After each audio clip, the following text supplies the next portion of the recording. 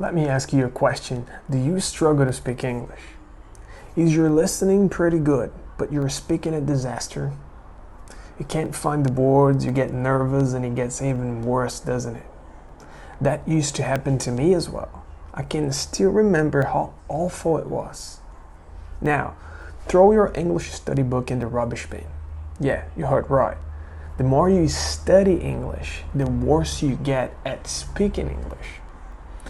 This video lesson is designed to teach you grammar, vocabulary, and speaking practice naturally. No textbooks, no fill-in-the-blanks exercises.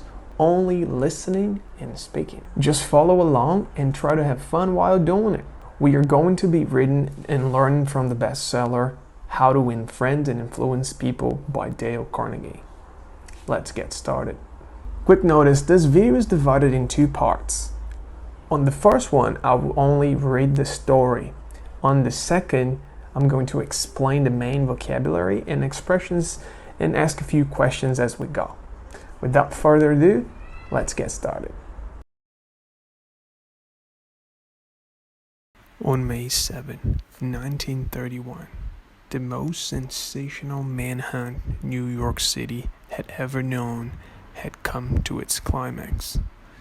After weeks of search, Two-Gun Crowley, the killer, the gunman who didn't smoke or drink, was at bay, trapped in his sweetheart's apartment on West End Avenue.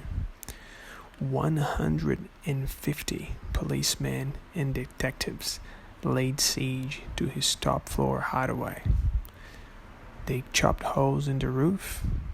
They tried to smoke out Crowley, the cop killer, with tear gas.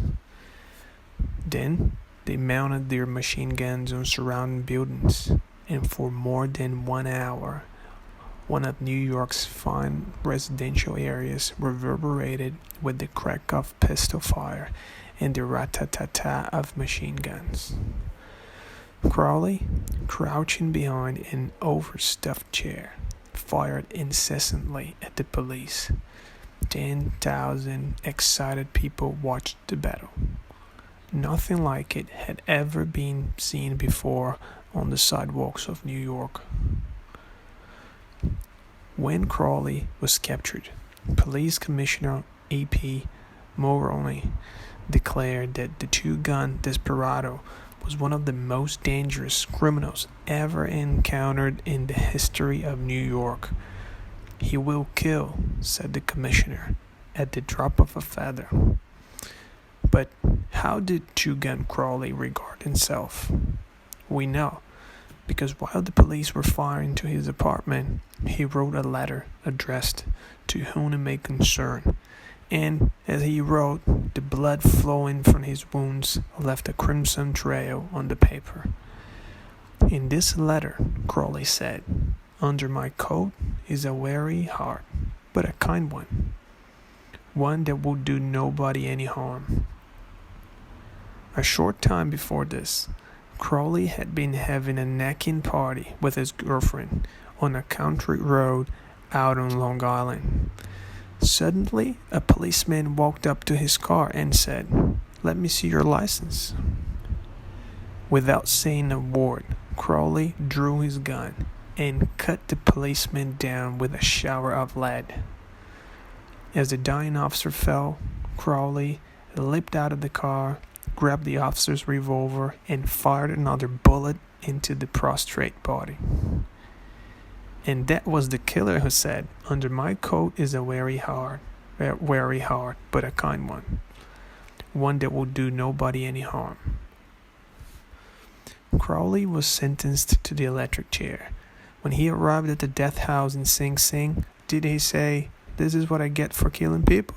No, he said, "This is what I get for defending myself."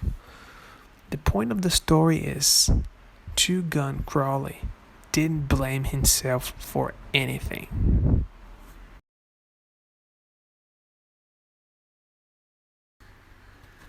The most sensational manhunt New York City had ever known had come to its climax.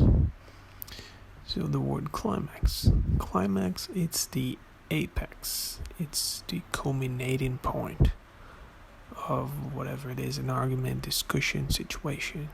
The uppermost point, the apex, the highest or culminating point. So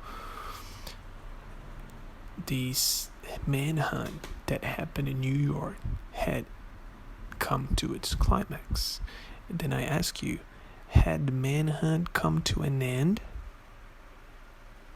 No, it hadn't come to an end. It had come to its climax. The most sensational manhunt New York City had ever known had come to its climax. And then he goes. So the next vocabulary we have is at bay. So he says, the killer, the gunman who didn't smoke or drink, was at bay, trapped in his sweetheart's apartment on West End Avenue. So he was at bay. So let's see the meaning. So at bay is cornered. When you're at bay, you were cornered. You were unable to advance. You were forced to face or confront the attackers. So he was at bay. He was forced to confront the attackers. He was surrounded. He couldn't move forward. He was trapped. He was at bay. The killer was at bay, cornered, unable to move forward, trapped in his sweetheart's apartment. Was he free to go anywhere he wanted?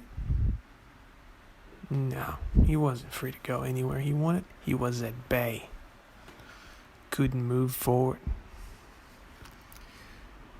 Next one is, it says that 150 policemen and detectives laid siege to his top floor hideaway.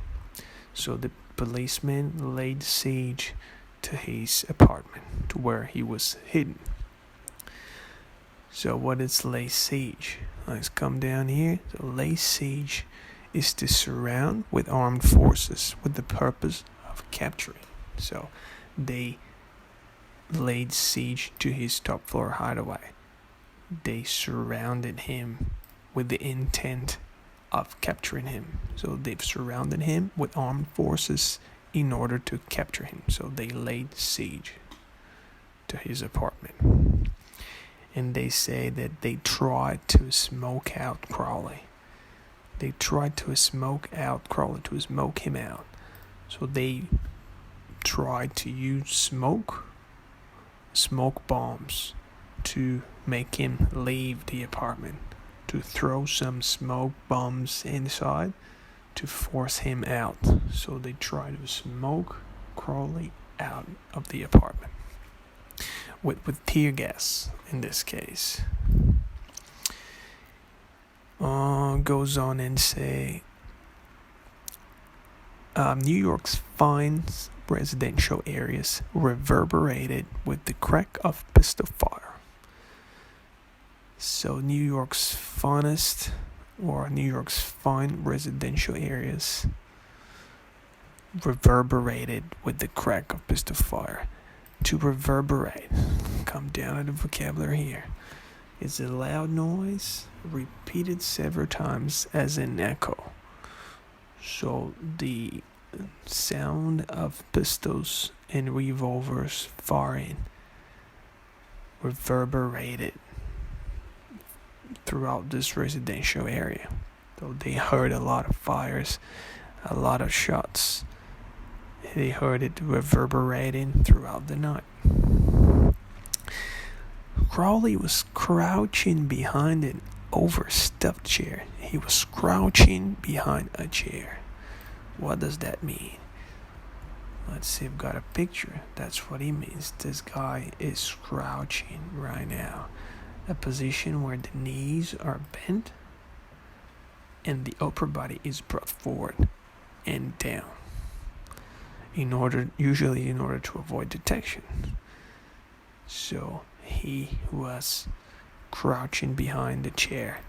Was he crouching behind a table? No, he wasn't crouching behind a table. He was crouching behind a chair, an overstuffed chair.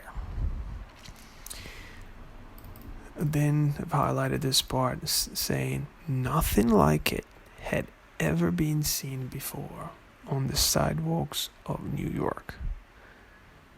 Nothing like it had ever been seen before on the sidewalks of New York. It was the first time that they were seeing this kind of thing happening. So I ask you, had something like it ever been seen before on the sidewalks of New York? No, nothing like it had ever been seen before on the sidewalks of New York to that day. So until that very day, nothing like it, none of this that happened had ever been seen before in New York.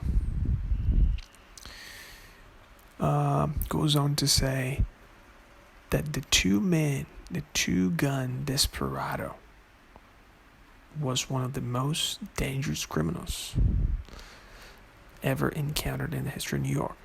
So they called him the police commissioner, declared that the two-gun, or so-called two-gun, the killer Crowley, declared that Crowley was a desperado.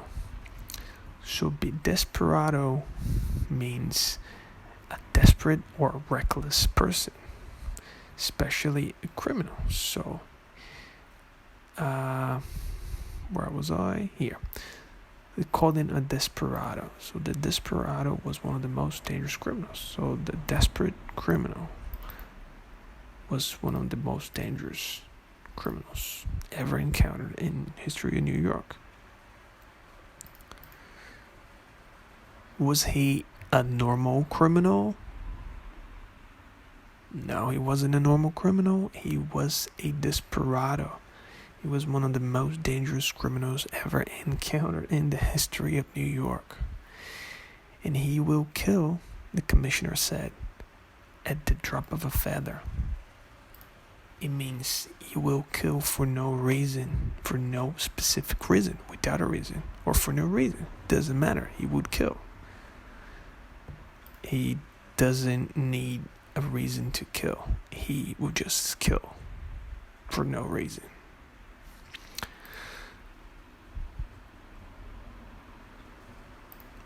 Next one's regarding self. So the two-gun Crowley.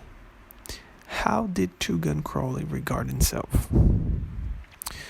Regard, what does that mean? To regard is to consider or to think in a specific way.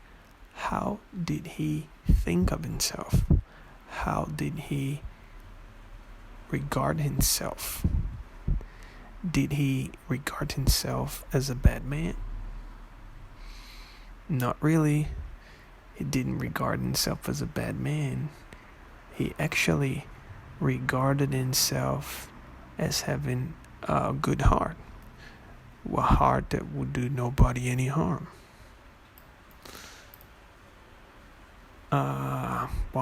Next one I've highlighted where it says Crowley had been having a necking party. So I'll go on to explain necking party. Necking is to kiss. To neck is to kiss. So necking is kissing. So he was having a kissing party. He was a very amorously kissing with his girlfriend at the time on a road out on Long Island. So had he been having a birthday party with his girlfriend? No, he had not. He had not been having a birthday party with his girlfriend. He had been having a necking party with his girlfriend. That's what he had been having.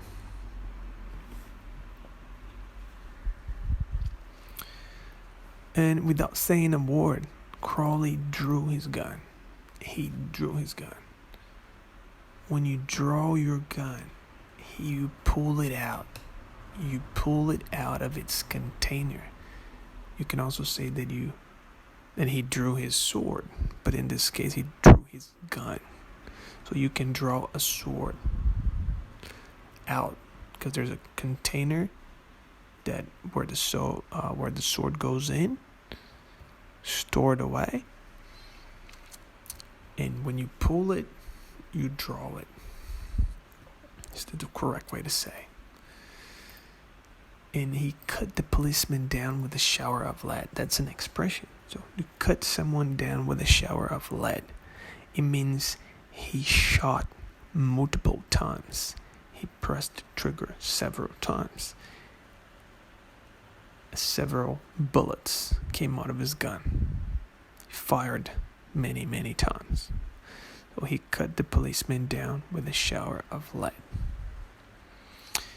And as the dying officer fell, Crawley leaped out of the car and grabbed the officer's revolver. So to leap out is to suddenly come at someone from a hiding place, or to be immediately obvious to someone. So you're really hiding, then you appear in front of someone quickly, immediately. So that's what he did. He leaped out of the car and appeared in front of the dying officer and shot him again, unfortunately.